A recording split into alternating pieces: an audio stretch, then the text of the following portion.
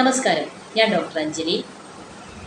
Menses ഒരു സ്വാഭാവിക പ്രക്രിയയാണെന്ന് നമുക്ക് എല്ലാവർക്കും അറിയാമല്ലോ.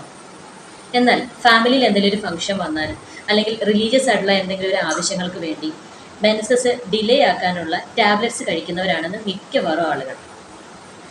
ഈ ഒരു ടാബ്ലറ്റ്സ്, അതായത് ഇതൊരു ഹോർമോൺ ടാബ്ലറ്റ് ആണ് പൊതുവെ ഉപയോഗിക്കുന്നത്.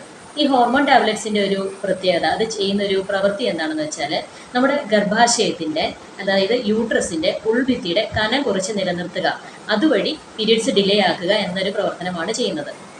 അപ്പോൾ ഇങ്ങനത്തെ ഒരു ടാബ്ലറ്റ്സ് യൂസ് ചെയ്യുന്നതിനുള്ള കോംപ്ലിക്കേഷൻസ് എന്തൊക്കെയാണെന്ന് ചോദിച്ചാൽ, ഈ ടാബ്ലറ്റ് സ്റ്റോപ്പ് ചെയ്ത ഉടനെ പീരിയഡ്സ് അപ്പിയർ ആകുമ്പോൾ അതൊരു അമിത രക്തസ്രാവമായി പല ആളുകൾക്കും വരാറുണ്ട്. അതേപോലെ അതികഠിനമായ വയറുവേദനയോടുകൂടി വരാറുണ്ട്. ചിലർക്ക് ഈ ഒരു ടാബ്ലറ്റ്സ് ഒരു തവണ ഉപയോഗിച്ചാൽ പോലും ക്രമം തെറ്റിയ രീതിയിലുള്ള ഒരു ആർത്തവം പിന്നീട് മുന്നോട്ട് കുറേ മാസങ്ങളോളം വരാൻ ചാൻസ് ഉണ്ട്. അതേപോലെ ഈസ്ട്രജൻ പ്രൊജസ്ട്രോൺ ലെവൽസിൽ ഏറ്റക്കുറച്ചിലുകൾ ഉണ്ടാകാനും സാധ്യതയുണ്ട്.